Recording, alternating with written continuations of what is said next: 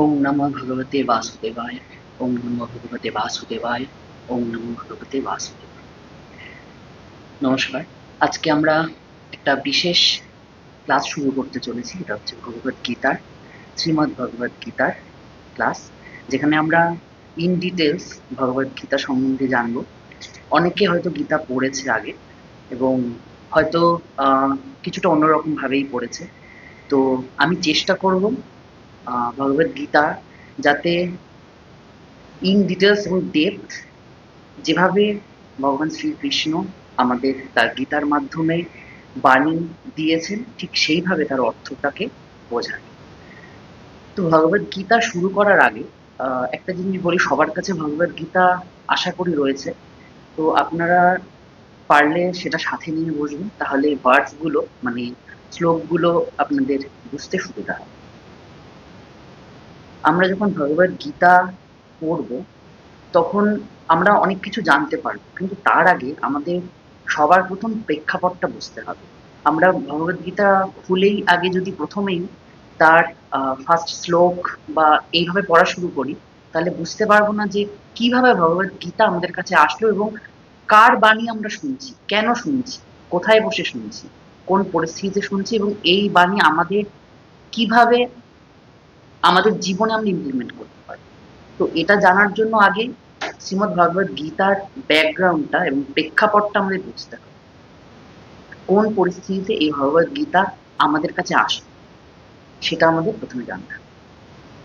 তো অনেকের একটা কনফিউশন থাকে যে ভগবদ গীতা আর শ্রীমদ্ ভাগবতম, এই দুটোর ব্যাপারে অনেকের কনফিউশন থাকে। অনেকে ভাগবতম শুনলেই ভাবে ভগবদ গীতা, কিন্তু এই দুটোর মধ্যে একটা বিস্তর পার্থক্য আছে, আবার অনেকটা মিলও আছে। মিলটা হচ্ছে কি? মিলটা হচ্ছে দুটোই পরমেশ্বর ভগবানের সঙ্গে সম্পর্কিত। আর পার্থক্যটা কি? পার্থক্যটা বুঝতে হবে, এই দুটোই লিখেছেন বেদব্যাস, মানে ব্যাসদেব উনি। যেরকম উনি সমস্ত বেদ রচনা করেছিলেন, মহাভারত রচনা করেছিলেন, সমস্ত পুরাণ উনি রচনা করেছিলেন, ব্রহ্মসূত্র উনি রচনা করে গেছিলেন। এবার রচনা মানে উনি ওটাকে লিপিবদ্ধ করে গেছেন। কোনো একটা কিছু যেটা হয়তো আগে শ্রুতি হিসাবে ছিল, শুনে শুনে মনে রাখতে হতো, সেটা উনি লিপিবদ্ধ করে গেছেন। তো এই যখন আমরা প্রত্যেকটা বেদা আমরা পাই, মানে বেদ, চারটে বেদ যখন আমরা পাই, যখন আমরা মহাভারত পাচ্ছি, পুরাণ পাচ্ছি, 18টা মহাপুরাণ রয়েছে, সেগুলো সবই ওনার রচনা। এই পুরাণের একটা পুরাণ হচ্ছে শ্রীমদ্ ভাগবত, যেখানে ব্যাসদেব সমস্ত কিছু রচনা করার পরে ওনার মধ্যে প্রশান্তি আসছে না, উনি কিছু একটা মিস করছেন, উনি একটা সমস্ত কিছু উনি লিপিবদ্ধ করে গেছেন সমস্ত ঘটনা, কিন্তু কোথাও যেন ওনার মনে হচ্ছে যে আমি তো সেই আনন্দটা পাচ্ছি না। তখন নারদ মুনি ওনাকে বলেন, আপনি তো ভগবানের সেই বাণীগুলোই লিখে যাননি, আপনি ভগবানের সেই কথাগুলোই লিখে যাননি, যেগুলো ভগবানের সমস্ত কাহিনীকে বর্ণনা করা রয়েছে। তখন উনি পরমেশ্বর ভগবানের সমস্ত কিছুকে যখন উনি বর্ণনা করছেন, সেটা শ্রীমদ্ ভাগবতম রূপে আমাদের কাছে একটি পুরাণ হিসাবে আসে, মহাপুরাণ। উনি যখন মহাভারত রচনা করেছিলেন, এই মহাভারতের একটা পার্ট হচ্ছে গীতা। এটা হচ্ছে একটা ফুলের মধ্যে যেরকম তার নির্যাসটা তার মধুতে থাকে, ওরকম পুরো ফুলটা যদি মহাভারত হয়, তার ওই নির্যাস মধুটা হচ্ছে শ্রীমদ্ ভগবদ গীতা। তো গীতা হচ্ছে ভগবানের কাছ থেকে আসা ডিরেক্ট সেই বাণীগুলো, যেটা আমাদের জীবনে আমরা ইমপ্লিমেন্ট করতে পারি। তো এই যে নির্যাস, এটা আমাদের জানা একান্ত প্রয়োজন। কেন এটা জানা একান্ত প্রয়োজনীয়? কারণ ভগবানের মুখনিসৃত বাণী এবং ভগবানের নির্দেশ, যেটা আমাদের জীবনকে একটা আমূল পরিবর্তন করতে পারে, সেটাই হচ্ছে ভগবদ্গীতা। তো আমরা আমাদের জীবনের স্ট্রাকচারটা কি করে তৈরি করতে পারি? আমরা অনেক কিছুকে তার ম্যানুয়াল দেখে অ্যাসেম্বল করতে পারি। কোনো একটা জিনিস আমাদের বাড়িতে যখন আসে, কোনো একটা মেশিন, সেটার সঙ্গে একটা ম্যানুয়াল বুক থাকে যে এটা এইভাবে ইনস্টল করুন, এটা এইভাবে আপনি ইউজ করুন, এভাবে এটাকে বাড়ান, এটাকে কমান, সেটা ম্যানুয়ালে লেখা থাকে। তো আমাদের যেকোনো ছোট জিনিস, সেটার যখন একটা ম্যানুয়াল গাইড বুক থাকে, তাহলে আমাদের এই জীবনটা, এটা একটা ইম্পর্টেন্ট জিনিস, এরও একটা নিশ্চয়ই গাইড বুক থাকবে, এটা ম্যানুয়াল থাকবে। সেই ম্যানুয়ালটাই হচ্ছে শ্রীমদ্ ভাগবত গীতা, যেখানে ভগবান আমাদের জীবনটা পরিচালন করার একটা পথ উনি আমাদের বলে দিয়ে গেছেন। তো এখন মনে হতে পারে যে আমি এটা জানবো কেন? এটা এমন কি বিশেষ বাণী? কে বলে গেছিল যে আমাকে এটা জানতে হবে? তাহলে জানতে হবে ভগবান শ্রীকৃষ্ণ উনি কে? ব্রহ্ম সংহিতায় বলা হয়েছে ঈশ্বরা পরমা কৃষ্ণা সচ্চিদানন্দ বিগ্রহ অনাদির আদি গোবিন্দ সর্ব কারণ কারণ। মানে পরমেশ্বর ভগবান নিজেই হচ্ছে শ্রীকৃষ্ণ। তিনি অনাদির আদি, মানে যেই অনাদি আমরা কল্পনা করতে পারি তারও আদি তিনি। সর্ব কারণ কারণম, যে কোনো কিছু কারণের পরম কারণ তিনি, তার মাধ্যমে সমস্ত কিছু ঘটছে। এটা শ্রীমদ্ ভাগবতমে এটি ব্রহ্ম সংহিতায় বর্ণনা করা হয়েছে। এবং ভাগবতমের প্রথম স্কন্ধের 3rd চ্যাপ্টারে 28 নম্বর শ্লোকে বলা হয়েছে এতে চাংসা কলা পুংসা কৃষ্ণস্তু ভগবানস। সেখানেও উল্লেখ করা রয়েছে যে কৃষ্ণই হচ্ছে পরমেশ্বর ভগবান। তো সেই ভগবানের যে মুখনিসৃত বাণী, সেই বাণীটা আমাদের জীবনে কতটা প্রয়োজনীয়, কতটা সেটা ইম্পর্টেন্ট, সেটা আমাদের বুঝতে হবে। সেই জন্যই তার এই বাণীকে আমরা এতটা প্রাধান্য দিই। এবং এটার উপরে কোনো কিছু হতে পারে না, এটা হচ্ছে গায়ে। আমরা জানি শ্রীমদ্ ভাগবত গীতায় টোটাল 700খানা শ্লোক রয়েছে। একদম শুরু থেকে শেষ পর্যন্ত টোটাল শ্লোক সংখ্যা হচ্ছে 700টা। এবার আমাদের বুঝতে হবে যে শ্রীকৃষ্ণ ইনি কে? অনেকের মনেই প্রশ্ন থাকে যে ওনার বাণী আমরা পড়ছি কেন? এটা অনেকের প্রশ্ন থাকতে পারে। বা আমরা শ্রীমদ্ ভাগবত গীতা কেন পড়তে যাব? এখানে অনেকে মনে করেন যে কৃষ্ণ হচ্ছে বিষ্ণুর একটা অবতার। অনেকের কাছে এই ধারণাটা আছে যে বিষ্ণুর টোটাল 10টা অবতার। কারণ বেশিরভাগ সময় আমরা এটাই দেখতে পারি যে 10টা মেইন অবতার তার রয়েছে। তার মধ্যে একটা হচ্ছে কৃষ্ণ। তাহলে এই অনেকের বিষ্ণু আর কৃষ্ণের মধ্যে এই পার্থক্যটা নিয়ে একটা কনফিউশন তৈরি হয়। তো এই শ্রীমদ্ ভাগবত গীতা পড়ার আগে আমাদের এই কনফিউশন গুলো সবকিছু দূর করে আমাদের এর মধ্যে ঢুকতে হবে। না হলে আমরা এটাকে একটা ছোট পার্ট বলে মনে করি। কৃষ্ণ আমরা যখন পড়বো ভগবদ্গীতা আমরা জানতে পারবো, বা ভাগবতমে আরো ডিটেলস বর্ণনা থাকবে, যখন আমরা পরবর্তীকালে ভাগবতম পড়বো তখন আমরা জানতে পারবো এই যেটা বললাম সর্ব কারণ কারণ অনাদির আদি গোবিন্দ। তার মানে সেই কৃষ্ণ উনি গোলক ধামে রয়েছে। সেখান থেকে তার বিভিন্নভাবে তার এক্সপ্যানশন হয়েছে। বলরাম, তারপরে শঙ্কর্ষণ, তার অনেক ভাগ আছে। সেখানে বিষ্ণুর ভাগ আসবে তারপরে। যেখানে বিষ্ণুকে আমরা 3টে ভাগে দেখতে পারবো। মহাবিষ্ণু, গর্ভদক্ষায় বিষ্ণু, ক্ষীরদক্ষায় বিষ্ণু। মহাবিষ্ণু কি? আমরা জানি আমাদের এই মহাবিশ্বে সমস্ত সৃষ্টি কোথা থেকে একটা হয়েছে বলে একটা অনেকের ধারণা যে একটা বিন্দু থেকে বিগ ব্যাং এর পরে সৃষ্টি হয়েছিল সমস্ত কিছু। তো ওই যে মেইন সৃষ্টি যেটা থেকে সবকিছু উৎপন্ন হচ্ছে সেটা হচ্ছে মহাবিষ্ণু। এবারে মহাবিষ্ণু থেকে তার প্রত্যেকটা নিঃশ্বাসের মাধ্যমে একটা একটা করে বিন্দুর মতন প্রত্যেকটা ইউনিভার্স তৈরি হয়। এই ইউনিভার্স হচ্ছে গর্ভদক্ষায় বিষ্ণু ধারণ করে আছে। এবং এই প্রত্যেকটা ইউনিভার্সের মধ্যে যে প্রত্যেকটা জীব, প্রত্যেকটা পরমাণু কণা আছে, প্রত্যেকটা পরমাণু কণার মধ্যে রয়েছে ক্ষীরোদাক্ষায়ী বিষ্ণু। তার মানে এই বিষ্ণুরও 3টে এক্সপ্যানশন রয়েছে। মহাবিষ্ণু, গর্ভদক্ষায়ী বিষ্ণু, ক্ষীরোদাক্ষায়ী বিষ্ণু। তাহলে এই যে আমরা ইউনিভার্সের একটা পাওয়ার বলে জানি, ইউনিভার্স বলে জানি, এটা কি? এটা সেই গর্ভদক্ষায়ী বিষ্ণু, যার মধ্যে আমরা রয়েছি। আবার আমাদের মধ্যে প্রত্যেকটা জীবের অন্তরে পরমাত্মা রূপে ক্ষীরোদাক্ষায়ী বিষ্ণু রয়েছে। তার মানে আমরা দেখতে পারি কৃষ্ণের কতগুলো এক্সপেনশন। এবং আমরা যে 10টা ওনার অবতার বলে আমরা জানি, তার বাইরে যে কোটি কোটি অবতার আছে সেটা অনেকেই জানে না। যেরকম ভগবান শ্রীকৃষ্ণের লীলা অবতার রয়েছে 25টা, তার মধ্যে গুণ অবতার রয়েছে 3টে, ব্রহ্মা বিষ্ণু মহেশ্বর, যার 3টে গুণ নিয়ে 3জন রয়েছে। সেগুলো সব গীতায় আছে। আমরা যখন গুণত্রয় বিভাগ যোগ করবো সেখানে আমরা জানতে পারবো 3টে গুণ কি কি। এরপরে সপ্তাবেশ অবতার আছে, যেখানে তার শক্তির বিভিন্ন ভাগ, সেখানে সপ্তাবেশ অবতার। তারপর যোগা অবতার, যে 4টে যুগে আমরা 4 রকম ভাবে পাই। সত্য যুগে হচ্ছে তপস্যার মাধ্যমে পাই হংস অবতারকে। তারপরে ত্রেতা যুগে পাই যজ্ঞের মাধ্যমে, যেটা ফায়ার স্যাক্রিফাইস বলে, সেটা যজ্ঞের অবতার। দ্বাপর যুগে শ্রীকৃষ্ণ স্বয়ং এসেছিলেন উনি, যেটা বিগ্রহ সেবার মাধ্যমে আমরা একটা অবতার পাই। যেখানে বিগ্রহ সেবা শেখানো হয় দ্বাপর যুগে। আর কলি যুগে শ্রী চৈতন্য মহাপ্রভু রূপে এসেছেন, যেখানে উনি নামাবতার রূপে রয়েছেন। নাম অবতার, নাম রূপে উনি অবতার হয়ে এসেছেন। এটা আমরা 4টে অবতার হিসাবে জানতে পারি। এরপরে আমাদের জানতে হবে যে এই শ্রীকৃষ্ণ তাহলে সবকিছু এক্সপ্যানশন, মানে সবকিছু একটা তার এক্সপ্যানশন রয়েছে সবকিছুর মধ্যে। এগুলো যেরকম কোনো একটা অ্যাক্টার সিনেমা করছে, তার বিভিন্ন রকম সিনেমায় তার বিভিন্ন রকম রোল।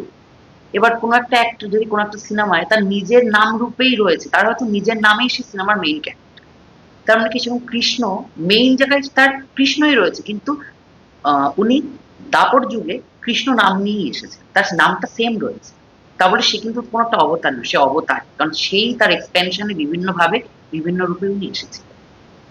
তাহলে আমাদের বুঝতে হবে যে এই ভগবান শ্রীকৃষ্ণের বাণী আমাদের জীবনে কতটা ইম্পর্টেন্ট, যে ভগবান স্বয়ং উনি এই বাণীগুলো আমাদের দিচ্ছেন। তাহলে আমাদের অনেকটা অ্যাটেন্টিভ ওয়েতে শুনতে হবে এবং বুঝতে হবে। এটা খুব ক্যাজুয়ালি বুঝলে আমরা কিন্তু সমস্ত কিছুর অর্থ বুঝতে পারবো না। আমাদের খুব অ্যাটেন্টিভলি এটা বুঝতে হবে। আচ্ছা, এবার আমরা ধীরে ধীরে এটায় প্রবেশ করব, ভগবদ গীতায়। এখন জানতে হবে ভগবদ গীতায় আমি যেটা প্রথমেই বললাম 700টা টোটাল শ্লোক রয়েছে। এর মধ্যে চার চারজনের উপস্থিতি আছে, চারজনের শ্লোক আছে। কার কার শ্লোক?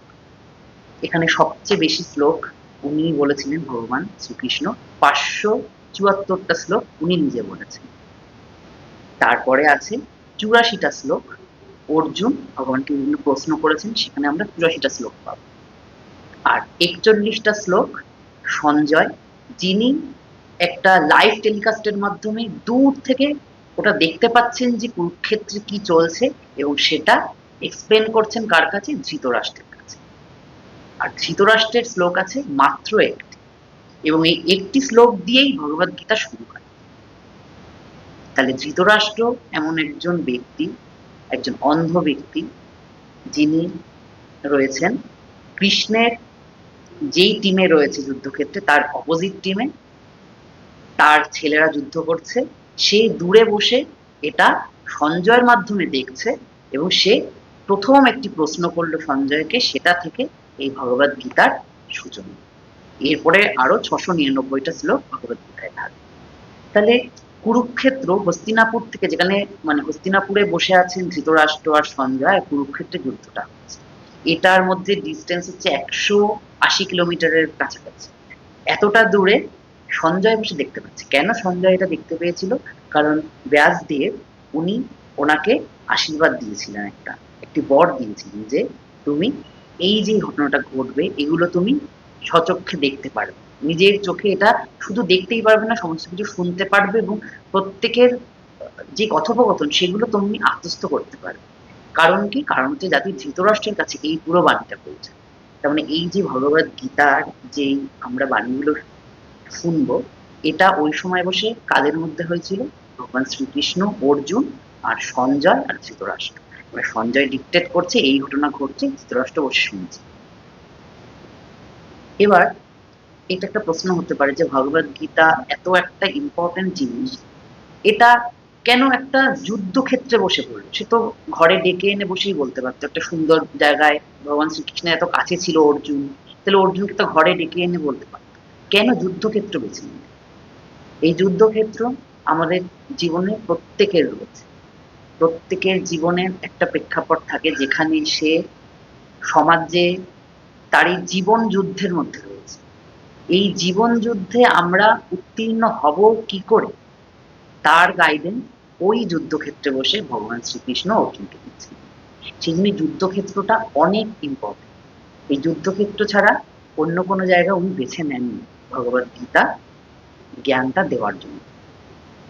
আরেকটা প্রশ্ন অনেকের মধ্যে হতে পারে যে এটা তো এত 5000 বছর আগে শ্রীকৃষ্ণ বলে গেছে, লেখা রয়েছে, তাহলে তো একটা মাইথোলজি, একটা পৌরাণিক কাহিনী, এই কাহিনী কি বাস্তবে হয়েছিল?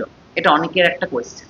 অনেক মানে অনেক মানুষ এটা মনে করে যে এটা একটা পৌরাণিক কাহিনী, মাইথোলজি টার্মটা খুব ইউজ হয়। যে কোনো আমাদের সনাতন ধর্মের শাস্ত্রের উপরেই মাইথোলজি এই টার্মটাকে লাগিয়ে দেওয়া। তাহলে আমরা দেখতে পারি অন্যান্য অনেক ধর্মের ধর্মগ্রন্থ আছে, শিখদের ধর্মগ্রন্থ আছে, সেটা রচনা করা হয়েছিল 1500 শতক, মানে আজ থেকে 600 বছর, 500 550 বছর আগে। তাহলে আমরা জানি 500 550 বছর আগে হয়েছে, মানে ওটা রিয়েলি ঘটেছিল, যেটা লেখা হয়েছে, তার মানে ওটা একটা অরিজিনাল স্টোরির হিস্ট্রি, সেটা লেখা হয়েছে। তার থেকেও একটু পিছিয়ে যাই, ইসলামিক টাইমে, যেটা হচ্ছে আজ থেকে 1400 বছর আগে লেখা হয়েছিল কোরআন। তাহলে সেটাও জানা আছে 1400 বছর আগে, তখন তো মানুষজনের মধ্যে ইলেকট্রিসিটি ব্যাপারটা ছিল, তার মানে ওখানে ঘটেছিল, তার মানে ওটা হিস্ট্রিক্যাল কিছু ব্যাপার আছে, ওটা একটা ঘটনা, সেটা সত্যি সত্যি লেখা হয়েছে। 2000 বছর আগে খ্রিস্টানিটি যখন শুরু হয়, জিসাস ক্রাইস্টের সময়, সেটাও জানি 2000 বছর আগে মানুষের সভ্যতা, মানে ভারত, মানে মানুষের সভ্যতা শুরু হচ্ছে, ঠিক আছে, ওই সময়টা একটা হিস্ট্রিক্যাল একটা কোনো কারেন্ট হতে পারে। বুদ্ধার সময়, লর্ড বুদ্ধা 2500 বছর আগে, সেটাও আমরা কোনো মতে বলছি যে লর্ড বুদ্ধা ওই সময় এসেছিলেন, উনি করে গেছেন, উনি কিছু অনেক ঘটনা আছে সেগুলো লিপিবদ্ধ হয়েছে, ওটাও একটা হিস্ট্রি হতে পারে। শুধু আমাদের এই সনাতন ধর্মের যেগুলো 5000 বছর আগে হয়েছে, সেগুলো মাইথোলজি হয়ে যায়, সেগুলো পৌরাণিক কাহিনী হয়ে যায়। কেন? মানে যদি 5000 বছর আগে একটা জিনিস হয়েছে সেটা পৌরাণিক কাহিনী, আর 2500 বছর আগে সেটা হিস্ট্রি, এটা একটা ভাবনার বিষয় না? বাট আমরা এই জায়গাটাকে ইংরেজদের টার্ম অনুযায়ী মাইথোলজিকে অ্যাড করতে আমরা বাধ্য হচ্ছি। এটা মাইথোলজি নয়, এটা রিয়েল একটা ইনসিডেন্ট যেটা লিপিবদ্ধ হয়েছে পরবর্তীকালে। সেটা আমরা এখন যেহেতু সেই সময়কার কোনো কিছু অবশিষ্ট নেই বলে আমরা সেটাকে রিলেট করতে পারি না বলে, পৌরাণিক কাহিনী বলে এটা আমরা আখ্যা দিয়ে ফেলি।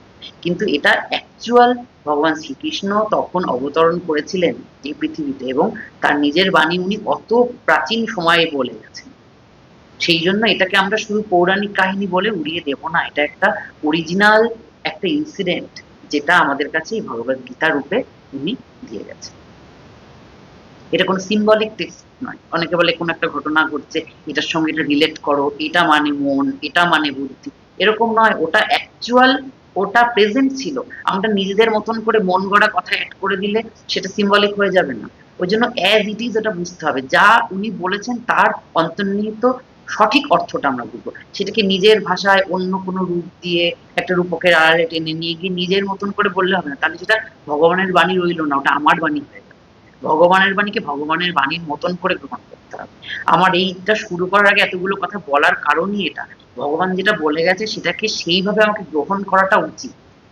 সেই জন্যই আমাদের বুঝতে হবে যে এটার বিশেষত্বটা কোথায়। এটা ভগবানের মিশ্রিত অরিজিনাল বাণী, যেটা আমাদের জীবনে আমরা ইমপ্লিমেন্ট করতে পারবো, ইজিলি ইমপ্লিমেন্ট করতে পারবো, কারণ উনি সেই গাইডলাইন্সটাও নিয়ে আমাদের দিয়ে গেছে। এবার আরেকটা জিনিস, সেটা হচ্ছে অনেকে বলে যে সনাতন ধর্মের এই জিনিসগুলো আমরা যখন পড়বো, এই গীতা পড়া বা ভক্তি করা, এগুলো বয়সকালের জন্য, এগুলো তো অল্প বয়সে কেন পড়ছে? অর্জুন, সে এখন সবে গৃহস্থ জীবন শুরু করেছে। অনেকে মনে করে গৃহস্থদের জন্য এগুলো নয়, যারা সন্ন্যাস নিয়েছে, যারা সন্ন্যাসী, তাদের জন্য। তাহলে যার 5টা স্ত্রী রয়েছে, এতগুলো স্ত্রীর যে হাজবেন্ড, তাকে উনি যুদ্ধক্ষেত্রে দাঁড়িয়ে একজন গৃহস্থকে ভগবান শ্রীকৃষ্ণ তার বাণী দিচ্ছে। তাহলে এটা গৃহস্থের জন্য নয়, প্রত্যেকের জন্য। এখানেই এটার প্রকৃষ্ট উদাহরণ যে এটি সকলের জন্য, সকলে তার জীবনের যে কোনো সময়, কারণ গৃহস্থ জীবন অনেক কঠিন জীবন, সেখানে সমস্ত কিছুকে ব্যালেন্স করতে হয়, সেইখানে যখন উনি তাকে দিতে পারছে, তার মানে এটা বাকিদের জন্য অ্যাপ্রোপ্রিয়েট তো হবেই, প্রত্যেকের জন্য এটা অ্যাপ্রোপ্রিয়েট। এটা শুধু যে যে সন্ন্যাস নেবে, যে বানপ্রস্থে চলে গেছে তাদের জন্য নয়, এটা প্রত্যেকের জন্যই এটা সমানভাবে ইম্পর্টেন্ট। আরেকটা শেষ কথা এটার বিষয়, অনেকে মনে করে যে সেকিউলার টার্ম ইউজ করে, যেটা আমাদের তো হিন্দু ধর্মের একটা শাস্ত্র। ভগবত গীতা যখন আমরা পড়বো জানতে পারবো এটা হচ্ছে একমাত্র সেকিউলার টেক্সট যেখানে আমাদের সনাতন ধর্মের কথা কিছু বলা হয়নি। এখানে শুধু মানুষের জীবনের পথ সম্বন্ধে বলা হয়েছে, আমরা মানুষের জীবনকে কি করে ভালো পথে নিতে পারি, আমাদের মানুষের জীবনে কি করে আমাদের সঠিক মোক্ষ লাভ করতে পারি। এর শেষ অধ্যায় হচ্ছে মোক্ষ যোগ। আমরা কি করে মোক্ষ লাভ করতে পারবো, আমাদের কি করে আমাদের জীবনকে সঠিক জায়গায় উন্নীত করতে পারবো, কি করে জীবনকে সঠিক পথে পরিচালনা করতে পারবো, সেটার গাইডলাইন্স হচ্ছে আমাদের জীবন। এখানে কোনো জায়গায় হিন্দু ধর্ম, সনাতন ধর্মের কোনো বর্ণ নেই। যদি আমাদের সমস্ত কিছুর মধ্যে কোনো সেকুলার টেক্সট খুঁজতে হয়, তাহলে ভগবত গীতা হচ্ছে একমাত্র সেকুলার টেক্সট, যেখানে ধর্ম নিরপেক্ষভাবে মানুষের কথা বলা হচ্ছে, মানুষের জীবনের কথা বলা হচ্ছে। এখানে কোনো ধর্মের বড়াই করা হয় না, যে এই ধর্মই গ্রহণ করতে হবে, আমার ধর্মই শ্রেষ্ঠ, অন্য ধর্মের শ্রেষ্ঠ নয়, এরকম কিচ্ছু বলা হয়নি। সনাতন ধর্ম নিয়ে কোনো কথা বলা হয়নি, হিন্দু ধর্ম নিয়ে কোনো উচ্চারণ করা হয়নি, শুধু মানুষের জীবন নিয়ে কথা বলা হয়েছে। এখান থেকে আমাদের ভগবত গীতার সূচনা, এবং এটা আমি এটাই বোঝাতে চাইছি যে প্রত্যেকের জন্য সমানভাবে উপযুক্ত হবে। তাহলে আমরা আজকে শুরু করছি ভগবত গীতা ফার্স্ট চ্যাপ্টার। যাদের যাদের কাছে বই আছে তারা অনুগ্রহ করে বইটা খুলবেন, তাহলে আপনাদের বুঝতে পড়তে সুবিধা হবে। আমরা ভগবত গীতার ফার্স্ট অধ্যায় দেখতে পারি বিষাদ যোগ। এবার এই বিষাদ যোগ আমি যেটা বললাম, এটা কোথায় প্রেক্ষাপটটা? এখানে যুদ্ধটা হচ্ছে কুরুক্ষেত্রের ময়দানে। আর দুইজন রয়েছে এই গীতায়, যে চারজনের কথা রয়েছে তার মধ্যে দুজন রয়েছে ওই রণপ্রাঙ্গণে, আর দুজন হচ্ছে হস্তিনাপুরে বসে আছে। তো এখানে ফার্স্ট যে শ্লোকটা, ধৃতরাষ্ট্র উবাচ ধর্মক্ষেত্রে কুরুক্ষেত্রে সমবেতয়ুৎসব মামকা পাণ্ডবাশ্চৈব কিম কুর্বত সঞ্জয়। এখানে ধৃতরাষ্ট্র বলছেন, ধৃতরাষ্ট্র জিজ্ঞাসা করলেন, হে সঞ্জয়, ধর্মক্ষেত্রে যুদ্ধ করার মানুষে সমবেত হয়ে আমার পুত্র এবং পাণ্ডুর পুত্রেরা তারপর কি করবে? তাহলে এখানে একটি প্রশ্ন দিয়ে ভগবত গীতা শুরু হচ্ছে। প্রশ্নটা কে করেছেন? একজন অন্ধ রাজা, সে হচ্ছে ধৃতরাষ্ট্র। ধৃতরাষ্ট্র কথাটা থেকে আমরা বুঝতে পারি, ধৃত কথার মানে ধরে রাখা, রাষ্ট্র মানে আমার সাম্রাজ্য। যে নিজের সাম্রাজ্যকে শক্ত হাতে ধরে রাখার চেষ্টা করছে, আমিত্বতে আমার সাম্রাজ্য, তার মধ্যে আমিত্ব ভাব সবার আগে রয়েছে। আমার সন্তানরা কি করছে, এখানে উনি জিজ্ঞেস করছে আমার পুত্র এবং পাণ্ডুর পুত্ররা তারপর কি করবে। মানে আমার সাম্রাজ্য, আমার ক্ষমতা, আমার রাজত্ব, আমার পুত্র, আমার সিংহাসন, এই আমিত্বর মধ্যে সে আবদ্ধ। এই আমিত্বর মধ্যে আবদ্ধ থেকে সে ওই যুদ্ধক্ষেত্রে কি চলছে সেটা জানার প্রবল ইচ্ছার মাধ্যমে সঞ্জয়কে জিজ্ঞাসা করছে, যে সঞ্জয়, আমার পুত্র আর পাণ্ডুর পুত্রেরা ওই ধর্মক্ষেত্রে, এখানে খুব ইম্পর্টেন্ট একটা টার্মস, ফার্স্ট কথাটা ধর্মক্ষেত্রে কুরুক্ষেত্র, মানে যে কুরুক্ষেত্র যেখানে রণপ্রাঙ্গণ, সেটা হচ্ছে একটি ধর্মক্ষেত্র। এটা বহু মানে বেদের বিভিন্ন জায়গায় এই বর্ণনা আছে, যেখানে হচ্ছে এই কুরুক্ষেত্রে দেবদেবীরা উপস্থিত থাকতেন, তারা ভগবানের উপাসনা করতেন, তারা বিভিন্ন রকম ওখানে আহ, ধ্যান করতেন, বিভিন্ন রকমের যোগাভ্যাস করতেন, এবং তারা ওই ভূমিটাকে পবিত্র করে রেখেছিল। সেখানে শুধু ধর্মেরই বিজয় হয়, সেখানে ধর্মের বাইরে অধর্ম বিজিত মানে বিজয় লাভ করতে পারবেন। এই জায়গাটাই এরকম মাহাত্ম্যপূর্ণ, ধর্মক্ষেত্র কুরুক্ষেত্র, সেটা ধৃতরাষ্ট্র স্বয়ং জানে। এই জন্য তার মনে এত ভয়ের উৎপন্ন হচ্ছে। প্রথমে তার মনেই ভয় থেকে এই ভগবত গীতার সূচনা, যে ওই ধর্মক্ষেত্রে যুদ্ধ হচ্ছে, কুরুক্ষেত্র নামক যে ধর্মক্ষেত্র, সেখানে আমার সন্তানরা এবং পাণ্ডুর পুত্র, পাণ্ডুর সন্তান আর তার সন্তান কিন্তু একই বংশোদ্ভূত, তারা সেই একই কৌরব বংশ থেকেই এসেছে, কিন্তু নিজের নিজের সন্তানকে সে কৌরবদের মতন মনে করে আর পাণ্ডুদের আলাদা মনে করে, পাণ্ডুর পুত্র। ওই জন্য সে এখানে বিভেদ সৃষ্টি করে দিয়েছে, নিজের বংশের মধ্যেই একটা বিভেদ সৃষ্টি করে দিয়েছে, যে আমার পুত্ররা এবং পাণ্ডুর পুত্ররা এই ধর্মক্ষেত্র, যে কুরুক্ষেত্র, সেখানে উপস্থিত হয়ে কি করছে, তার মধ্যে একটা প্রবল ভয় জেগে উঠছে। কারণ উনিও জানেন এই ধর্মক্ষেত্রে কখনো অধর্মের বিজয় হবে না, এবং তার মনে এই ভয়টা আছে, তার পুত্ররা সবাই ধার্মিক নয়। কারণ এই ভয়টা ওনার মধ্যে জাগরণ হওয়ার আরো অনেক কারণ আছে, কারণ উনি জানেন তার সন্তানরা কেমন এবং পাণ্ডুর পুত্ররা কেমন। এটা উনি জানেন, এই জন্যই তার মনে ভয় জেগেছে। সেখান থেকেই তার এই বিষাদ যোগের ফার্স্ট শ্লোক শুরু হলো তার এই কোশ্চেনের মধ্যে দিয়ে। এবং ভগবত গীতার পুরো ৭০০টা শ্লোকের মধ্যে এই একটি মাত্র শ্লোক ধৃতরাষ্ট্র বলেছে, আর কোনো শ্লোক ধৃতরাষ্ট্র বলেনি। এরপর এই জিজ্ঞাসা থেকে সঞ্জয় তার উত্তরগুলো দিতে থাকবেন, যা যা কুরুক্ষেত্রে চলছে সেইটার অ্যাজ ইট ইজ বর্ণনা উনি মানুষটাকে দেখতে পাচ্ছেন, দিব্য দৃষ্টির মাধ্যমে দেখতে পাচ্ছেন, এবং সেই উত্তরগুলো উনি ধৃতরাষ্ট্রকে এরপরে দিতে থাকেন। দ্বিতীয় শ্লোক, সঞ্জয় উবাচ দৃষ্টা তু পাণ্ডবানীকং গুর দুর্যোধনস্তদা আচার্যমুপাসংজ্ঞাম রাজা বচনোপব্রবীৎ।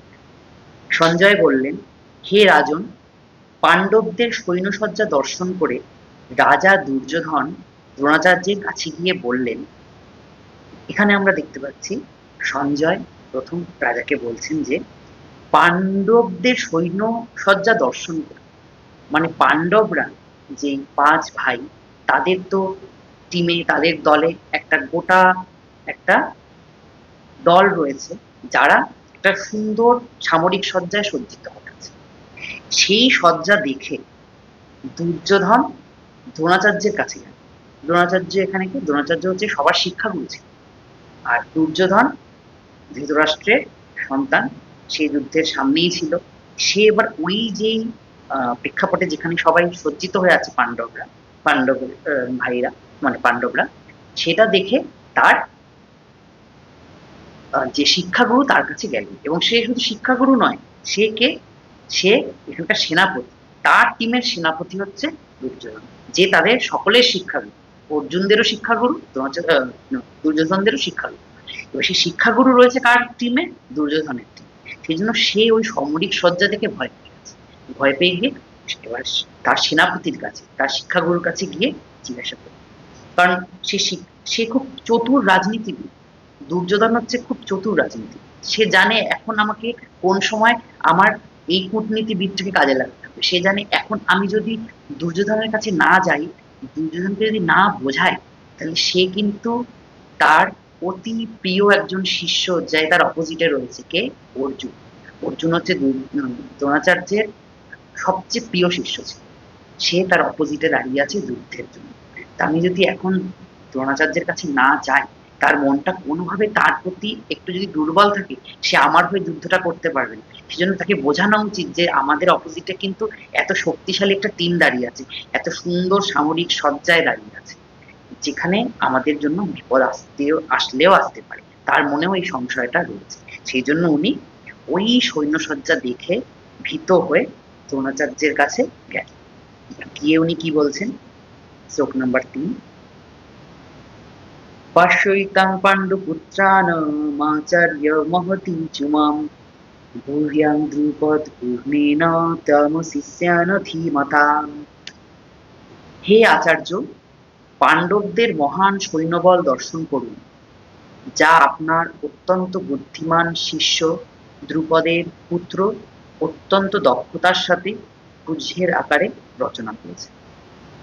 এখানে দ্রুপদের পুত্রকে, দ্রুপদের পুত্র হচ্ছে ধৃষ্টদ্যুম্ন। উনি কে ছিলেন, এগুলো আমাদের কিছু কিছু ক্যারেক্টার জানতে হবে। যারা মহাভারতের কিছু কিছু ক্যারেক্টার সম্বন্ধে জানে না, তাদের জন্য বলছি এটা। ধৃষ্টদ্যুম্ন হচ্ছে ধ্রুপদ পুত্র। ধ্রুপদ কে ছিলেন, ধ্রুপদ হচ্ছে দ্রৌপদীর পিতা। ধ্রুপদ, তার এক পুত্র হচ্ছে, তার যজ্ঞের এক পূজার মাধ্যমে সে প্রাপ্ত করেছেন পুত্রকে। কেন, যাতে সে দ্রোণাচার্যকে হত্যা করতে পারে। তাদের মধ্যে একটা বিবাদ ছিল। তারা এক সময় কিন্তু খুব ভালো বন্ধু ছিল দুজন, দ্রোণাচার্য আর ধ্রুপদ। কিন্তু তাদের মধ্যে একটা বিশেষ ঘটনা হয়েছিল। সেই ঘটনার জন্য তাদের মধ্যে একটা দূরত্ব সৃষ্টি হয়। অপমান মান অপমানের একটা দ্বন্দ্ব চলে। দ্বন্দ্ব চলে তাদের মধ্যে একটা খুব মানে মনোমালিন্যের সৃষ্টি হয়। সেই মনোমালিন্য থেকে বিভিন্ন, ওই লেভেলটা এতটাই হাই হয়ে গেছিল যে একজনের অপমান একজন সহ্য করতে পারেনি। তখন ধ্রুপদ বলেছিল যে আমি যজ্ঞ করে এক সন্তান প্রাপ্ত করব, যেই সন্তান এই দ্রোণাচার্যকে শেষ করে দিতে পারবে, হত্যা করবে। সেই যজ্ঞের মাধ্যমে ধৃষ্টদ্যুম্নের জন্ম হয়। এবং এই ধৃষ্টদ্যুম্ন যে পৃথিবীতে এসছে, সেটা দ্রোণাচার্য জানতেন যে এর জন্ম হয়েছে সেই যজ্ঞের মাধ্যমে, যার মাধ্যমে ধ্রুপদের ইচ্ছা পূরণ হবে, আমাকে সে হত্যা করতে পারবে, সেই সন্তান। সেটা সে জানতেন। কিন্তু যখন ধ্রুপদও জানে যে এখানকার সর্বশ্রেষ্ঠ শিক্ষাগুরু হচ্ছে দ্রোণাচার্য, সেই জন্য ধ্রুপদ কিন্তু ধৃষ্টদ্যুম্নকে তার কাছেই পাঠিয়েছিল শিক্ষা গ্রহণ করার জন্য। জানে এর কাছে শিক্ষা গ্রহণ করলে সে অপরাজেয় হবে, সে জিতবে। কারণ এরকম শিক্ষা অন্য কেউ দিতে পারবে না। এখানে আমরা একটা বড় এক্সাম্পল পাই পরম শিক্ষকের, যে হচ্ছে দ্রোণাচার্য। এখানে আরেকটা আমরা বড় বড় এক্সাম্পল পাই হচ্ছে পরম ব্রাহ্মণ। যে পরম ব্রাহ্মণ, যে শিক্ষক, সে জানে আমার কাছে যেই আসুক, সে যে ক্ষত্রিয় সন্তান যেই আসুক যুদ্ধরীতি শেখার জন্য, আমি তাকে শেখাবো। আমি শিক্ষক, আমার কর্তব্য হচ্ছে শিক্ষা দেওয়া, প্রদান করা। কর্তব্য সে থেকে সে কোনোদিন বিচ্যুত হয়নি। যতই তার সঙ্গে সম্পর্ক খারাপ হোক, তার সন্তান এসছে অ্যাজ আ শিক্ষার্থী রূপে, আমার তাকে শিক্ষা দেওয়া প্রথম এবং পরম কর্তব্য। আমি দেখবো না সে আমাকে হত্যা করার জন্য তার জন্ম হয়েছে নাকি অন্য কোনো কারণ। এটা হচ্ছে একজন পরম শিক্ষকের এক্সাম্পল। আমরা এখান থেকে প্রচুর এক্সাম্পল পাবো নিজের লাইফের জন্য, অনেক কিছু। এটা হচ্ছে পরম শিক্ষকের এক্সাম্পল, যে আমার কর্তব্য পৃথিবীতে শিক্ষা প্রদান করা। আমি অর্জুনকেও যেরকম শেখাবো, আমি দুর্যোধনকেও শেখাবো, যুধিষ্ঠিরকেও শেখাবো, আবার ধৃষ্টদ্যুম্নকেও শেখাবো। প্রত্যেককে আমি শেখাবো। কারণ আমার আমি হচ্ছে সেই পরম ব্রাহ্মণ, সেই পরম আমি শিক্ষাগুরু। তার মানে এখান থেকে আমরা একজন পরম শিক্ষকের এক্সাম্পল পাই। তো ওই জন্য এখানে আরেকটা আমরা দুর্যোধনের একটা কূটনীতির একটা বড় এক্সাম্পল পাই, যে সে এই কথাটার মাধ্যমে, কি কথা, যে আপনার অত্যন্ত বুদ্ধিমান শিষ্য ধ্রুপদের পুত্র অত্যন্ত দক্ষতার সঙ্গে বুদ্ধের আকারে রচনা করেছে। এটাও মনে করিয়ে দিল যে ওই ধৃষ্টদ্যুম্ন, যে ধ্রুপদের পুত্র, সে কিন্তু বুদ্ধের আকার রচনা করেছে, এবং ওই ধৃষ্টদ্যুম্ন কিন্তু আপনাকে মারার জন্যই তার জন্ম হয়েছে। এটা তার মাথায় ইনপুট করে দিল, যাতে সে আরো স্ট্রং থাকে, যাতে দ্রোণাচার্য প্রথমেই শিষ্য প্রীতিতে নিজেকে মানে বইয়ে না দেয়, যাতে সে নিজের জায়গায় স্ট্রং থাকে। সেই কথাটা সে মনে করিয়ে দিল, যে আপনার সামনে কিন্তু এই ধ্রুপদ পুত্র ধৃষ্টদ্যুম্ন একটা বুদ্ধের আকার রচনা করেছে, তো আপনি নিজেকে তৈরি রাখুন। দেখতে বলছে, দেখুন সামরিক সজ্জা। এখানে আমরা একটা বড় কূটনীতি আর একটা উদাহরণ পেলাম, তার কাছ থেকে দুর্যোধনের কাছ থেকে। এরপরে এখানে পরের শ্লোক হচ্ছে 4 নম্বর।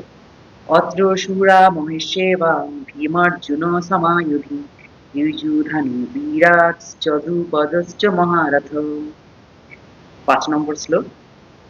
ধৃষ্টকেতুশ্চিকিতানং কাশীরাজস্য বীর্যবান পুরোজিত কুন্তিভোজশ্চ শৈবশ্চ নরপুঙ্গবঃ। 6 নম্বর শ্লোক।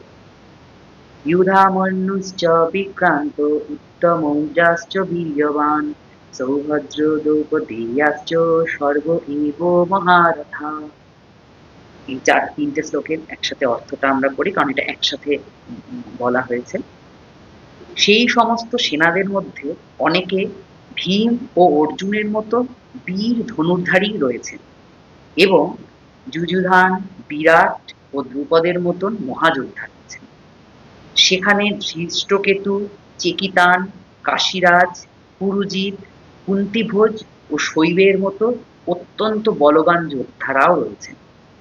সেখানে রয়েছেন অত্যন্ত বলবান যুধামন্যু, প্রবল পরাক্রমশালী উত্তমৌজা, সুভদ্রার পুত্র এবং দ্রৌপদীর পুত্রগণ। এই সব যোদ্ধারা সকলেই এক একজন মহারথী। এই মহারথী কথার অর্থ কি? এখানে এই রথী মহারথী আমরা এই টার্মগুলো শুনতে পাই অনেক সময়। এর মধ্যে ভাগ আছে, এখানে 4টে ভাগ আছে: অর্ধরথী, রথী, অতিরথী, মহারথী। অর্ধরথী মানে হচ্ছে যে একজনের সঙ্গে পুরোপুরি যুদ্ধ করে পারবে না, তার হাফ পাওয়ার। রথী মানে যে একজনের সঙ্গে যুদ্ধ করবে। এরপর হচ্ছে অতিরথী। অতিরথী মানে 1000 জনের সঙ্গে সে যুদ্ধ করতে পারবে না, মানে সে অনেক বলশালী। আর মহারথী মানে সে ইনফাইনাইট লোকের সঙ্গেও যুদ্ধ করে টিকে যায়, যে ইনফাইনাইট লোকজনকে হারিয়ে দেওয়ার ক্ষমতা রাখে, তারা হচ্ছে মহারথী। তাহলে এখানে কাদের বলা হয়েছে? এখানে বলা হয়েছে যুধান, বিরাট, দ্রুপদের মতন মহাযোদ্ধা রয়েছে। আরো রয়েছে কে? উত্তমৌজা, সুভদ্রার পুত্র, দ্রৌপদীর পুত্রগণ। তার মানে এখানে কিন্তু আমরা দেখতে পাচ্ছি দুর্যোধন একটা ভয় পেয়ে গেছে। ভয় পেয়ে কি বলছে? এই যুযুধানকে, যুযুধান হচ্ছে ভগবানের একজন সাথী, একজন সঙ্গী, শ্রীকৃষ্ণের একজন সঙ্গী ছিল যুযুধান। তারপরে হচ্ছে বিরাট। বিরাটকে অজ্ঞাতবাসের সময় যার কাছে পাণ্ডবরা ছিল, সেটা হচ্ছে বিরাট রাজার কাছে ছিল। তো ওখান থেকে সে একটা পেয়েছিল, সাপোর্ট পেয়েছিল। মানে এরকম শক্তিশালী রাজা, রথী মহারথীরা তার সঙ্গে রয়েছে। বিশেষ করে মানে বড় বড় মহারথীরা ওদিকে রয়েছে। সেই জন্য তার মনে একটা ভয় জেগেছে। দুর্যোধন এবার ভীত হচ্ছে ধীরে ধীরে, যে ওইদিকে কিন্তু এরকম বড় টিম আছে, বারবার সবাইকে দেখাচ্ছে তার যে শিক্ষাগুরু দ্রোণাচার্যকে, যে ওখানে কিন্তু এত শক্তিশালী সমস্ত মহারথীরা রয়েছে, তার সামনে আমরা দাঁড়িয়ে আছি। এই এই জিনিসটা বারবার শো করছে, যাতে সে শক্তিশালী হয়, কারণ সে নিজে ভীত, তো সে নিজে ভয় পাচ্ছে, জানে আমার সাপোর্ট যারা রয়েছে তাদেরকে আমি স্ট্রং রাখি, যাতে আমি জিততে পারি। তার মধ্যে ভয়টা কিন্তু কাজ করছে। সেই জন্য এখানে এই নামগুলো নিচ্ছে। এবং আমরা দেখতে পারি ফার্স্ট লাইনটা এখানে কি আছে? ভীমার্জুনা সমায়ুধি। ফার্স্টেও ভীমের নাম নিয়েছে। ভীমের নাম কেন নিয়েছে? কারণ এটা সে ভালো করেই জানে, যদি এই পঞ্চপাণ্ডবের মধ্যে কেউ আমাকে মারতে পারে সেটা হচ্ছে ভীম। কারণ ভীম বলেছিল, যেই জঙ্ঘা দেখানো হয়েছে দ্রৌপদীকে, সেই জঙ্ঘা আমি চিরে দেবো। ভীম ওখানে কথা দিয়েছে, এবং জানে ভীমের কত পাওয়ার সেটা জানে। অর্জুন হচ্ছে অনেক বড় যোদ্ধা, কিন্তু পাওয়ারের দিক থেকে কিন্তু মানে শক্তির দিক থেকে ভীমের সঙ্গে কিন্তু কেউ পারত না। সেই জন্য সে জানে যদি আমার মৃত্যু হয় ভীমের হাতেই মরবে। ওই জন্য ভীমকে সে বেশি ভয় পায়। সবসময় দুর্যোধন ভয় পেত ভীমকে সবচেয়ে বেশি। কিন্তু সবার আগে ভীমের নাম তার মাথায় আছে। ভীম আর জুনাসম। এবার জানে অর্জুন সবচেয়ে বড় রণকৌশল সে জানে, সেজন্য ভীমের পরেই তার নাম নিয়েছে সে। তারপরে বাকিদের নাম নিয়েছে। যার মনে যার প্রতি ভয় থাকে, ভয়ের সময় তার নামটাই আগে মাথায় আসে। এই জন্য ভীমার্জুনা সামায়ুধি। সেই জন্য সবার প্রথম উনি ভীমের নাম নিয়েছে, তারপরে অর্জুনের নাম নিয়েছে। 7 নম্বর শ্লোক। अस्माकं तु विशिष्टाये तन्निबोधो द्विजोत्तम नायका मम सैन्यस्य संगार्थं तान् ब्रवीमिते। অর্থ, হে দ্বিজোত্তম, আমাদের পক্ষে যে সমস্ত বিশিষ্ট সেনাপতি সামরিক শক্তি পরিচালনার জন্য রয়েছেন, আপনার অবগতির জন্য আমি তাদের সম্বন্ধে বলছি। এবার দুর্যোধন বুঝতে পেরেছে আমি তো বাইরের উল্টো দিকে যারা রয়েছে তাদের সম্বন্ধে বলে যাচ্ছি, বাকি লোকজন তো এদের কথা শুনে ভয় পাবে। তাহলে আমাকে দেখতে হবে আমার টিমে শক্তিশালী কে আছে, যাতে আমি আমার টিমের লোকজনদের মনোবলকে স্ট্রং রাখতে পারি। এখানে এই কথাগুলো কিন্তু দুর্যোধন দ্রোণাচার্যকে বলছে, কিন্তু এই কথাগুলো যেরকম সঞ্জয় শুনতে পাচ্ছে অত দূরে বসে, সেটাও ধৃতরাষ্ট্রকে বলছে। এই জন্য কথোপকথনগুলো কি হচ্ছে সেটা সঞ্জয়ের মাধ্যমে ধৃতরাষ্ট্র শুনছে। এখানে কে কি বলছে সেটা যুদ্ধক্ষেত্রে হচ্ছে। তাহলে এখন এখন দুর্যোধন কি বলছে, যে আমাদের পক্ষে যে সমস্ত বিশিষ্ট সেনাপতি সামরিক শক্তি পরিচালনার জন্য রয়েছে, আপনার অবগতির জন্য আমি তাদের সম্বন্ধে বলছি। এবারও নিজের টিমের কথা আলোচনা করবো। নিজের টিমে কারা কারা রয়েছে। এতক্ষণ তো শত্রুপক্ষ দেখছিল কারা কারা শত্রুপক্ষে রয়েছে, এখন নিজের টিম দেখছে। শ্লোক নম্বর 8। भवान् भीष्मश्च कर्णश्च कृपश्च शमीतिञ्जय অশ্বত্থামাবিকর্ণশ্চ সৌমদত্তিস্তথৈব চ। সেখানে রয়েছেন আপনার মতোই ব্যক্তিত্বশালী ভীষ্ম, কর্ণ, কৃপা, অশ্বত্থামা, বিকর্ণ ও সোমদত্তের পুত্র ভূরিশ্রবা, যারা সর্বদা সংগ্রামে বিজয়ী হয়ে থাকে। কত বড় কূটনীতিবিদ! এখানে উচ্চারণ করার সময় সবার আগে দ্রোণাচার্যর নাম, যে আপনার মতো ব্যক্তিত্বশালী। মানে বাকি কিন্তু রয়েছে, তো ভীষ্ম রয়েছে অত বলবান, তাও নাম নিচ্ছে। ভীষ্ম যে পরশুরামকে হারিয়ে দিয়েছিল, এরকম একজন শক্তিশালী, তার নাম নিয়ে আগে সে সেনাপতির নাম নিচ্ছে, কারণ জানে এই এই ট্যাকেল করতে পারবে যদি পারে। কারণ এ হচ্ছে সবার শিক্ষাগুরু। এ জানে কাকে কি শিক্ষা দিয়েছে, কার কতটা পাওয়ার, সে এই শিক্ষাগুরু জানে। এ আমার সেনাপতি জানে। সেই জন্য আমি তার নামটা আগে নিই। যার নাম আগে নেবো সে একটু নিজে প্লিজড হবে, না আমার নামটা আগে নিচ্ছি। এই হচ্ছে কূটনীতির একটা বৈশিষ্ট্য।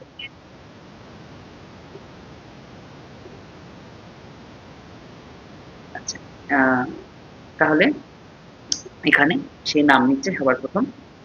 বলছে সেখানে রয়েছে আপনার মতোই ব্যক্তিত্বশালী ভীষ্ম, কর্ণ, কৃপা। ভীষ্মকে, ভীষ্মতা পিতামহ ভীষ্ম, কর্ণ আমরা জানি, কৃপা হচ্ছে এর দ্রোণাচার্যের সম্বন্ধী, মানে যেটাকে কি বলে বেআই, কৃপা। অশ্বত্থামা তার পুত্র।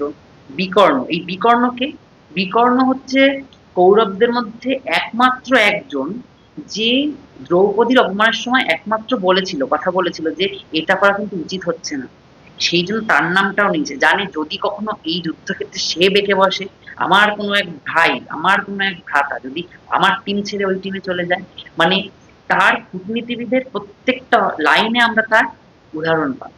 কারণ এই জন্য বিকর্ণের এত ভাই থাকতে, 100টা ভাইয়ের থাকতে, 99টা তার ভাই থাকতে, তার সে বিকর্ণর নাম নিব অন্যের নামের আগে। কারণ জানে এ কিন্তু টিম চেঞ্জ করতে পারে। কারণ এর কিন্তু প্রথম থেকেই এর মনে একটুখানি সংশয় ছিল, যখন আমি দ্রৌপদীর সঙ্গে কোনো অপমানজনক কাজ করা হচ্ছে সেই সময় সে প্রোটেস্ট করার চেষ্টা করেছিল যে এটা কিন্তু ঠিক হচ্ছে না, এই জিনিসটা আমার মনে হয় ঠিক হচ্ছে না। ওই জন্য বিকর্ণের নামও নিল।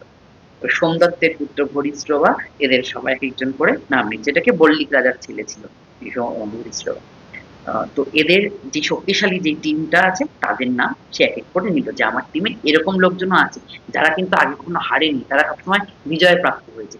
নিজের লোকজনদের নাম নিয়ে মনোবল তাদের স্ট্রং করছে। কর্ণের নাম উচ্চারণ করেছে, মানে কর্ণের সঙ্গে একটা অর্জুনের একটা সাময়িক একটা দ্বন্দ্ব ছিল, সেই জন্য সে কর্ণের নামটাও নিল। এদের নাম নিলে এরা আমার পক্ষে নেবে, আমার পক্ষে স্ট্রং থাকবে।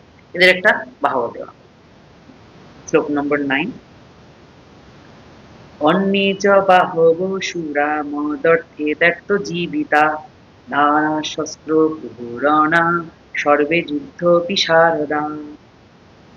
এছাড়া আরো বহু সেনানায়ক রয়েছে যারা আমার জন্য তাদের জীবন ত্যাগ করতে প্রস্তুত। তারা সকলেই নানা প্রকার অস্ত্রশস্ত্রে সজ্জিত এবং তারা সকলেই সামরিক বিজ্ঞানে বিশারদ। এক্ষেত্রে কি বলেছে এখানে, যে আমার জন্য তাদের জীবন ত্যাগ করতে প্রস্তুত। তার মানে তার সাথে যারা রয়েছে তারাও কিন্তু এই পাপ কার্যে আসছে, এই ধর্মক্ষেত্রে সে কিন্তু তারাও যারা তার সাথে রয়েছে তারাও সেই অধর্মের সঙ্গ দিচ্ছে। এখানে ধৃতরাষ্ট্র কিন্তু ওখানে বসে বুঝতে পারছে সঞ্জয়ের কাছ থেকে কথাগুলো শুনে, যে আমার যখন বলছে যে আমার টিমে এরা রয়েছে, আমাকে এরা বাঁচানোর জন্য তার নিজের জীবন পাত করতে পারে, তার মানে তার মনে আরো সংশয় যাচ্ছে যে এরা সেই অধর্মের সঙ্গ দিচ্ছে, এদেরও কিন্তু মৃত্যু নিশ্চিত। সে কিন্তু মনে মনে জানে, কারণ ধৃতরাষ্ট্র জানে ভগবান শ্রীকৃষ্ণ স্বয়ং কাদের সঙ্গ গ্রহণ করেছে, তার সঙ্গ গ্রহণ করেছে পাণ্ডবদের।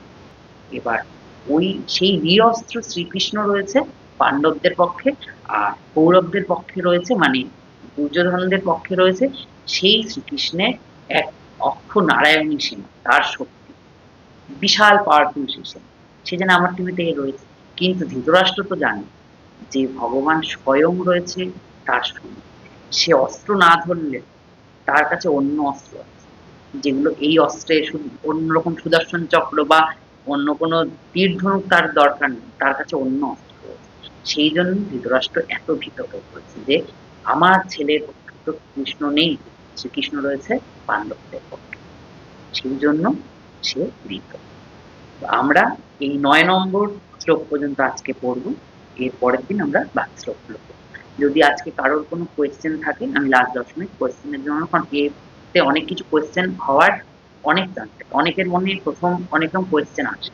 তো কারোর কোনো কোয়েশ্চেন থাকলে আমি চাইবো যেন কোয়েশ্চেন থাকুক, কারণ কোয়েশ্চেন আরাইজ না হলে গীতা বোঝাটা কষ্টকর। যদি কারোর মনে কোনো রকম সূক্ষ্ম কোয়েশ্চেনও থাকে কেউ কোয়েশ্চেন। হ্যাঁ, মহুয়া বিশ্বাস। হুম,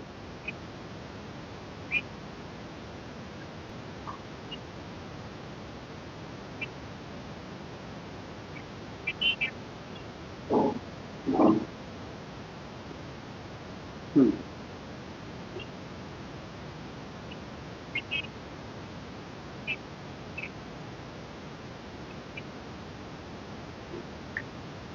এখানে একটা বড় বিষয়, বড় বিষয়টা হচ্ছে অনেকে ওই যে আছে কিছু মানুষ, আমি শুধু নিয়মের মধ্যে থাকবো, যেই নিয়ম, কারণ জানি এখানে একটা তাদের মধ্যে একটা কথোপকথন হয়েছিল এবং একটা বাজি ধরার জায়গায় এসেছিল এবং সেখানে রাজা মহারাজাদের মধ্যে এটা ছিল যে আমি যেই কথা একবার দিয়েছি কথা থেকে আমি খেলাপ করতে পারবো না, এটা তাদের ক্ষেত্রে একটা বড় জায়গা ছিল। এটাই হচ্ছে প্রশ্ন, যে এত বড় একজন পিতামহ ভীষ্ম রয়েছেন, এত দ্রোণাচার্য রয়েছেন তাদের শিক্ষাগুরু, তা সত্ত্বেও কেন এত বড় একটা অঘটন তখন ঘটানো হলো? মানে তারা কেউ কেন প্রতিবাদ করেনি, কারণ তারা হচ্ছে ওই রুলস এর মধ্যে রয়েছে যে কেন তারা কথা দিয়ে দিয়েছিল, এই কথা দেওয়া হয়েছে বলে কথা রাখতে হবে, কিন্তু সেটারও উপরে যে ধর্ম, এই ধর্মটা তারা ভুলে গেছিল। সেই জন্যই তারা কিন্তু সেই ক্রিয়ার মধ্যেই তাদের পড়তে হয়েছিল কোথায় গিয়ে, সেই অধর্মদের অধর্মিকের টিমেই তারা যুদ্ধ করলো এবং ওই অধর্মের টিমে যুদ্ধ করেই তাদের এই প্রাণ ত্যাগ করতে হয়েছে যুদ্ধে। সেই জন্য তারা কিন্তু পরবর্তীকালে যুদ্ধের সময় কিন্তু সে জানে আমার পরম শিষ্য অর্জুন, আমি অর্জুনের টিম চুজ করতেই পারতাম কিন্তু করেনি, সে চুজ করেছে দুর্যোধনের টিম। এই চুজিংটাও সেখান থেকেই সূত্রপাত, যে আমি অধর্মের সময় পড়ে এসেছি, তাই আমার কর্মফল হিসাবে আমাকে অধর্মের টিমেই আমাকে যুদ্ধ করতে হলো এবং সেখানেই আমার প্রাণ ত্যাগ করতে হলো। এইটাই আমরা প্রত্যেকে কর্মফল এইভাবেই আমরা ভোগ করি। আমাদের এই জন্য সমস্ত সময় ধর্মের পথে থাকতে হবে যাতে আমরা অধর্ম না করি। আমাদের সেই জ্ঞানটা দেওয়ার জন্যই ভগবত গীতা, যে আমাদের বুঝতে হবে যে ধর্মের পথে থাকলে আমরা আলটিমেটলি কি লাভ করবো, আর অধর্মের পথে থাকলে আমরা কি লাভ করবো। এই শিক্ষাটা দেওয়ার জন্যই ভগবদ্গীতা, এত বড় একটা ঘটনার প্রেক্ষাপট তৈরি করা হয়েছে ভগবানের মাধ্যমে, এই যাতে এই জ্ঞানটা উনি দিতে পারেন। এই মহাভারতের যে পুরো ঘটনা শুরু থেকে শেষ পর্যন্ত, এই পুরো ঘটনাটা কেন ঘটেছিল, কেন ঘটানো হয়েছিল, যাতে এই যুদ্ধক্ষেত্রে দাঁড়িয়ে এই 48 মিনিট সময়টা আসে। এই পুরো মহাভারতের মধ্যে ওই 48 মিনিটটা ইম্পর্টেন্ট, যেখানে ভগবান তার বাণী দেবেন। একদম, এটা তার কর্ম। শুধু, হ্যাঁ, সে কিন্তু বন্ধ করেনি তো, কারণ জানে সে কিন্তু এক মুহূর্তে বন্ধ করবে না, কারণ তারা অনেক কর্মের ফল লাভ করে তারা এই জগতে তারা ওই জীবনটা লাভ করেছিল, পুরুর বংশধররা সবাই।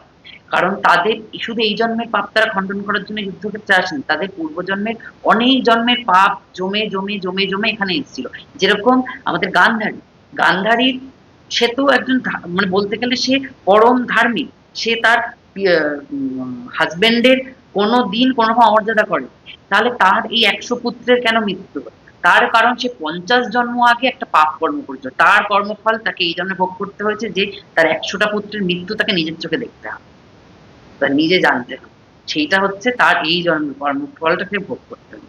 তার মানে আমরা বুঝতে পারি যে আমাদের এই যে কর্মফল, এটা শুধু আমরা যে এই এক জন্মের জন্য না, আমাদের পূর্বজন্মের অনেক জন্মের কর্মফল জমা হতে হতে হতে হতে একটা সময় গিয়ে আউটবার্স্ট করে এই জন্মে আমরা সেই কর্মফলগুলো ভোগ করছি। বা যদি আমরা এই জন্মে না ভোগ করে যাই, পরবর্তী জন্মে গিয়ে ভোগ করতে হবে। ব্যাপারগুলো এরকম। হ্যাঁ, কিছু আছে বলার? হ্যাঁ, হ্যাঁ, হ্যাঁ, বল। হুম, হুম, হুম।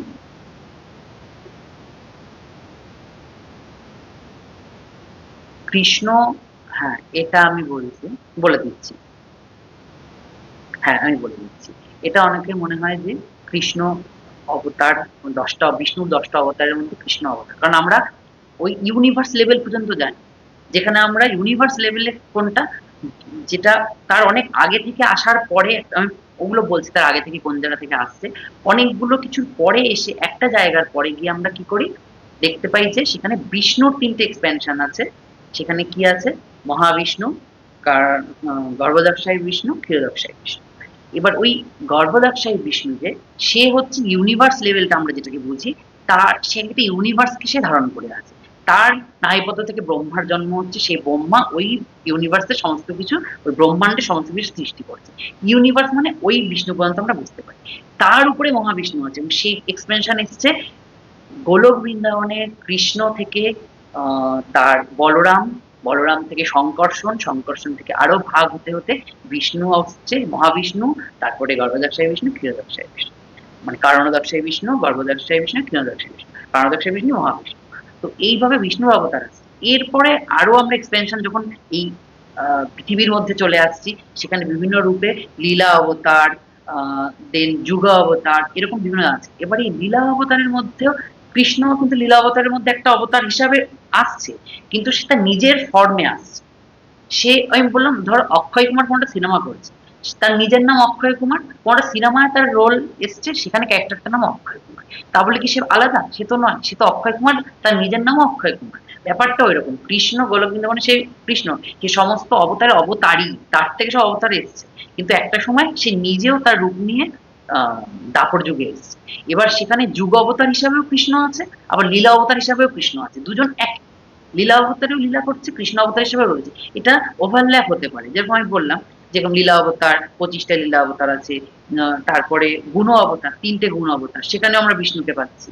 তারপরে আমরা পাচ্ছি হচ্ছে এই যে যুগ অবতার, মন্বন্তর অবতার আছে, 14টা মনু এসছে, সেখানেও মন্বন্তর অবতার আছে। সপ্তাবেশ অবতার, যেরকম নারদ মুনির বিভিন্ন রকম আরো তো ভাগ রয়েছে। এই বিভিন্ন রকম ভাবে তিনি নিজেকে এক্সপ্যান্ড করেছে, তার এক্সপ্যানশনে বিভিন্ন রকম জায়গা এসছে। এখানে তার, এটা বুঝতে হবে যে আমরা একটা সার্টেন লেভেল পর্যন্ত এতদিন জানতাম, তার উপরে অনেক কিছু আছে। অনেকে জানে গঙ্গার উৎপত্তি কোথায়, অনেকে জানে মহাদেবের জটা থেকে গঙ্গা আসছে, কিন্তু মহাদেবের জটা কোথা থেকে এসছে এটা অনেকে জানে না।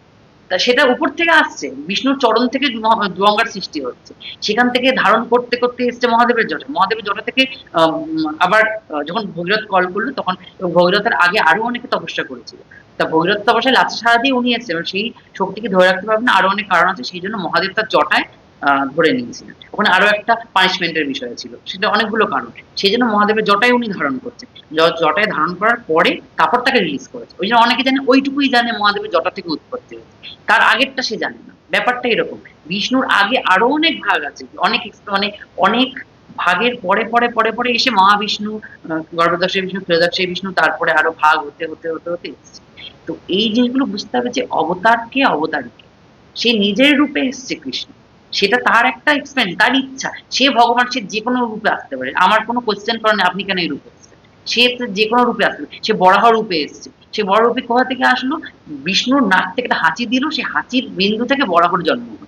সে ভগবান, সে তাহলে কি সে বিষ্ণু, সে কি ব্রহ্মার সন্তান? ব্রহ্মার সন্তান না, ব্রহ্মা হাঁচি দিল, তার হাঁচি থেকে বেরোলো। তাহলে অনেকে মনে করছে তারা তো ব্রহ্মার সন্তান, মানে ব্রহ্মা থেকে সৃষ্টি হয়েছে, তার মানে ব্রহ্মার সন্তান হিসাবে বরাহ রূপে জন্মেছে না। তা সে ভগবান, সে ওখান থেকে আসবে নাকি অন্য কোনো জায়গা থেকে জন্ম নেবে, সেটা তার একান্ত ব্যক্তিগত ইচ্ছা, আমাদের সেখানে কোনো হাত নেই। সে এই লীলাগুলো করছে এখানে বিভিন্ন ভাবে। নৃসিংহ ভগবান কোথা থেকে এসেছে? পিলার থেকে এসেছে। তাহলে কি পিলার কি তার মাতা পিতা? না, সে তার ইচ্ছা হয় যে পিলার থেকে বেরোবে, সে কোনো জড় কোনো প্রাণীর গর্ভ থেকে জন্ম নেবে না, সেটা তার ওই ইসে ছিল, মানে যেই যেই কারণগুলো, যেই যেই সিচুয়েশন গুলো রাখা হয়েছে, সিচুয়েশনের বাইরে থেকে উনি নিজেকে প্রকট করেছেন, কারণ তার পরম ভক্ত প্রহ্লাদ মহারাজকে রক্ষা করেছে। এইখানেই ভক্তির সূচনা। ভক্তি এমন একটা জিনিস যে ভগবানকেও টেনে আনতে পারে। ভক্তি একমাত্র পথ যে ভগবান নিজে সেখানে এসে সাড়া দেয়, অন্য কারোর মাধ্যমে সাড়া দেয়। ভক্তি যদি স্ট্রং রূপে থাকে, ভগবান স্বয়ং উপস্থিত হয়। ভাগবতমে একটা শ্লোক আছে এবং বেদেও একটা শ্লোক আছে যেখানে বলা হয়েছে যে আমি যদি সারা জীবন ভগবানের ভক্তি করে যাই, আমার মৃত্যুর সময় যদি আমি সেই ভক্তি করার ক্ষমতা আমার চলে যায়, আমার গলা থেকে যদি সেই নাম উচ্চারণের শব্দ না থাকে, ভগবান স্বয়ং এসে তার নাম সে নেয়, সে নিজে সেই ভক্তের নাম সে নেয়। তার মানে ভক্তি আমাদের কত রকম ভাবে ভগবানকে লাভ করতে সাহায্য করে। তার মানে ভক্তি হচ্ছে আলটিমেট। আমরা ভগবত গীতার যখন ভক্তি যোগে যাব তখন সেটা আরো ভালো হবে। ঠিক আছে, আজকে তাহলে আমরা এই পর্যন্ত রেখে, আর কারোর কোনো কোয়েশ্চেন আছে? ঠিক আছে, অসংখ্য ধন্যবাদ সকলকে। আমরা পরের দিন, পরের রবিবার আবার মিলিত হব। হরে কৃষ্ণ।